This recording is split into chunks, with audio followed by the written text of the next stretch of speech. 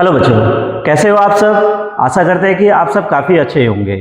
चलिए आज हम बात करते हैं कक्षा 9वीं में अध्याय बहुपद में हम आज पढ़ने वाले हैं बहुपद को उसके पदों में छांटना। देखिए बहुपद को उसके पदों में किस प्रकार से छांटा जाता है और क्या क्या कैसे उसको पद को देखा जाता है, आज हम इस वीडियो में समझने वाले हैं, जिसमें आपको कुछ इस तरह से प्रश्न दिया जाएगा और हम उसको 2 से 3 मिनट में ही ऐसे प्रश्नों को आराम से बना सकते हैं। तो बिल्कुल वीडियो को अंत तक जरूर देखिए ताकि आपको ये एकदम आसानी से समझ आए।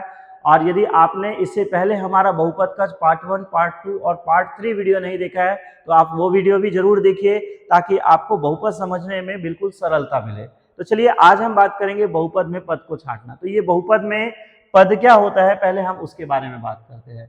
देखिए बहुपद में पद को कैसे देखा जाता है, तो बहुपद में पद देखा जाता है उसके घात के अनुसार। जैसे मान लो यहाँ पे एक संख्या है, जैसे यहाँ पे एक संख्या आपको दे दिया गया, जैसे ये एक संख्या है 7 है। अब 7 में कोई चर राशि है क्या? नहीं है। 7 में चर राशि नहीं है, ये एक अचर संख्या है। तो यदि आपको इस प्रकार से संख्या दिया जाए तो वो कहलाता है क्या? अचर बहुपद। ठीक है, अचर बहुपद किसको कहते हैं? तो इसमें याद रखना, जिसमें केवल अचर पद हो। ठीक है, जिसमें केवल अचर पद हो उसे हम क्या कहते हैं? अचर बहुपद। जैसे यहाँ पे 7 हो गया, अब केवल अचर है, चर राशि तो नहीं है इसमें, तो हम इसे क्या कहेंगे? अचर बहुपद। मान लो आपको दे दिया गया 20 दे दिया गया, तो ये भी कौन सा बहुपद है? अचर बहुपद, क्योंकि इसमें कोई चर राशि नहीं है। तो आपको ये याद रखना कि अचर बहुपद किसको कहते हैं? तो अचर बहुपद जिसमें केवल अचर पद हो उसे अपन क्या कहते हैं? अचर बहुपद। अब बात करते हैं क्या? रैखिक बहुपद। बहुपद का दूसरा प्रकार होता है रैखिक बहुपद। रैखिक बहुपद किसको कहते हैं? जिसमें, ठीक है, रैखिक बहुपद जिसमें एक चर राशि हो।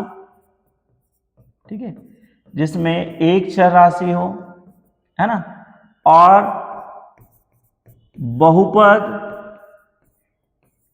का अधिकतम घात, ठीक है, अधिकतम घात 1 हो।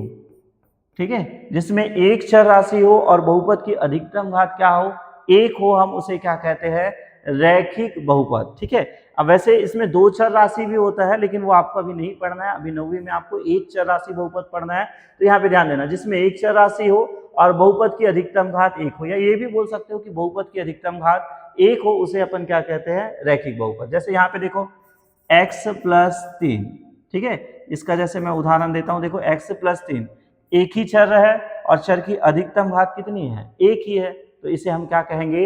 रैखिक बहुपद। जैसे और अपन उदाहरण देते हैं, जैसे यहाँ पे देखो, मान लो आपको दे दिया गया y-5।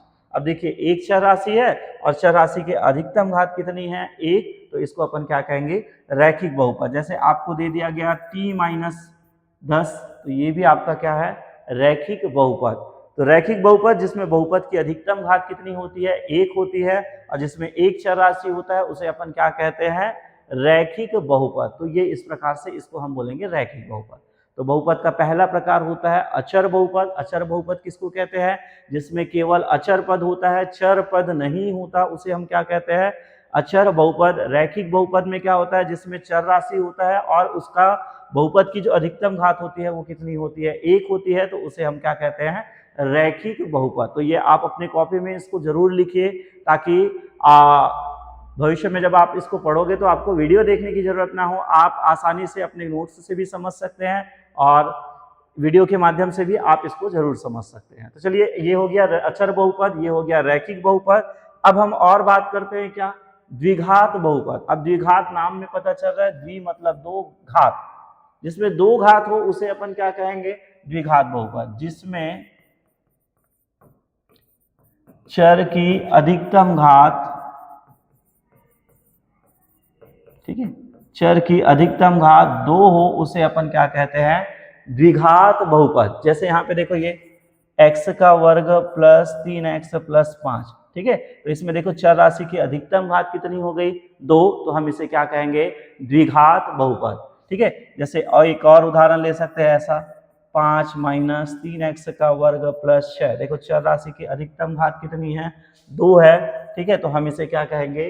द्विघात बहुपद। ठीक है, तो जिसमें चर की अधिकतम घात 1 होता है वो रैखिक बहुपद कहलाता है, जिसमें चर की अधिकतम घात 2 होता है उसे हम क्या कहते हैं, द्विघात बहुपद। और यहाँ पे नाम से पता चल रहा है क्या, त्रिघात बहुपद। तो त्रिघात बहुपद किसको कहेंगे, तो जिसमें चर की अधिकतम घात, ठीक है, जिसमें चर राशि की अधिकतम घात क्या होना चाहिए, 3 हो। तो अधिकतम घात 3 हो तो हम उसे क्या कहेंगे, त्रिघात बहुपद। जैसे यहाँ पे देखो y की घात 3 माइनस, ठीक है, 5y का वर्ग प्लस 6y प्लस 10। देखो यहाँ पे चर राशि की अधिकतम घात कितनी दिखाई दे रहा है, y है चर राशि, और अधिकतम घात इसका कितना दिखाई दे रहा है, 3। तो हम इसे क्या कहेंगे, त्रिघात बहुपद, क्योंकि अधिकतम घात 3 है ना, तो हम इसे क्या कहेंगे, त्रिघात बहुपद। तो सबसे पहले आपको यही याद रखना है कि बहुपद के पद कैसे देखा जाता है। तो ये याद रखना कि यदि उसमें केवल अचर पद है तो वो कहलाएगा अचर पद, अचर बहुपद। यदि उसमें चर है और उसकी अधिकतम घात कितनी है, 1 है, तो वो कहलाएगा रैखिक बहुपद। यदि उसमें चर है, अधिकतम घात 2 है, तो वो आपका कहलाएगा द्विघात बहुपद।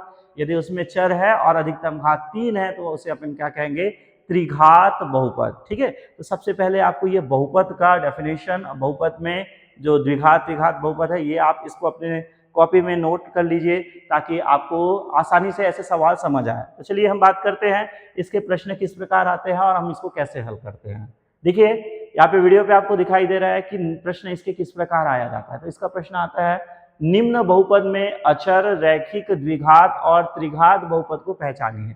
प्रश्न आ रहा है क्या, हमको कुछ बहुपद दिया जाएगा जिसमें हमको या तो वो अचर है, या तो वो रैखिक है, या द्विघात है, या त्रिघात है, ये बहुपद हमको पहचानना है। तो अचर, द्विघात और त्रिघात बहुपद को हम पहचानेंगे।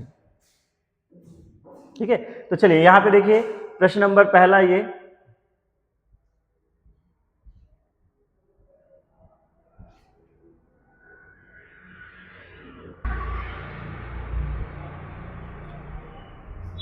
चलिए कुछ टेक्निकल इधर आ गया था, इस वजह से मैं थोड़ा सा 2 मिनट इधर उधर हो गया।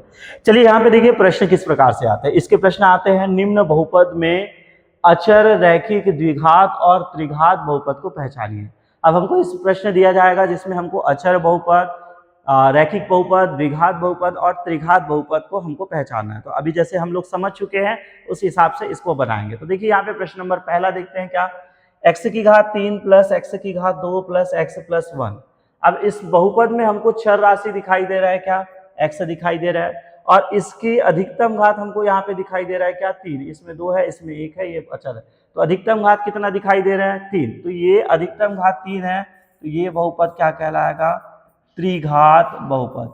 ठीक है, ये क्या कहलाएगा, त्रिघात बहुपद, क्योंकि अधिकतम घात क्या है, 3 है। तो आप इसको ऐसे लिख सकते हो कि बहुपद की अधिकतम घात 3 है, अतः यह त्रिघात बहुपद होगा। ठीक है, आप इस प्रकार से लिख सकते हो। क्या लिखोगे, दिए गए बहुपद में, ठीक है, दिए गए बहुपद में बहुपद की अधिकतम घात, ठीक है, बहुपद की अधिकतम घात या बहुपद की घात, ठीक है, 3 है, अतः यह त्रिघात बहुपद होगा। ठीक है, अतः यह त्रिघात बहुपद होगा। तो ये आपको इस तरह से आप लिख सकते हैं। तो इसमें दिए गए बहुपद में बहुपद की अधिकतम घात 3 है, इस वजह से हम इसे क्या कहेंगे, त्रिघात बहुपद। अब जैसे यहाँ पे देखो 9x की घात 3 है, ठीक है, तो 9x की घात 3, तो अधिकतम घात 3 है, तो ये भी क्या कहलाएगा आपका, त्रिघात बहुपद। ठीक है, ये आपका त्रिघात बहुपद। y प्लस 3 है, अब यहाँ पे अधिकतम घात क्या है, 1 है, तो हम इसको क्या कहेंगे, रैखिक बहुपद। ठीक है, इसको हम क्या कहेंगे, रैखिक बहुपद। तो ये आ गया रैखिक बहुपद। आपको इसी प्रकार से लिखना है सभी में, दिए गए बहुपद में बहुपद की अधिकतम घात 3 है, अतः यह त्रिघात बहुपद होगा। जैसे ये y प्लस 3 है, तो दिए गए बहुपद में बहुपद की अधिकतम घात 1 है, अतः यह रैखिक बहुपद होगा। आपको ये पूरा लिखना है, बस प्रश्न को अपने कॉपी में नोट कीजिए, उसके बाद फिर ये धीरे धीरे आप सभी को इसको लिखना है। तो वीडियो को स्टॉप करके आप इसको लिख सकते हैं, या स्क्रीनशॉट लेके लिख सकते हैं, या फिर आप समझ जाइए पहले, उसके बाद आप अपने बुक से देख के ये प्रश्न को आराम से लिख सकते हैं। तो चलिए यहाँ पे देखते हैं, ये हो गया आपका। और भी सवाल है हमारे पास, जैसे यहाँ पे देखिए y प्लस वाई की घात 2 प्लस 3/4। अब इसमें y की अधिकतम घात कितना दिखाई दे रहा है, तो y की अधिकतम घात यहाँ पे 2 दिखाई दे रहा है, यहाँ पे 1 है, तो y की अधिकतम घात 2 है। ठीक है, अधिकतम घात कितनी है यहाँ पे, 2 है, तो अधिकतम घात 2 है, मतलब 2 को अपन क्या बोलते हैं, द्विघात बहुपद। ठीक है, द्विघात बहुपद। तो अधिकतम घात 2 है तो ये क्या हो जाएगा, द्विघात बहुपद। देखिए यहाँ पे अगला सवाल है, 2x की घात 3 प्लस 3 है। अब 2x की घात 3 प्लस 3 है, तो इसमें x की घात कितनी है, अधिकतम कितनी है, 3। तो हम इसे क्या कहेंगे, त्रिघात बहुपद। ठीक है, ये क्या हो जाएगा, त्रिघात बहुपद। तो इस तरह से इसका त्रिघात बहुपद लिख दिए। 2 माइनस एक्स की घात 2, तो यहाँ पे x की घात 2 है, तो हम क्या लिखेंगे इसको, द्विघात बहुपद। ठीक है, तो आपको समझ आ गया होगा, ऐसा मैं आशा करता हूँ, है ना।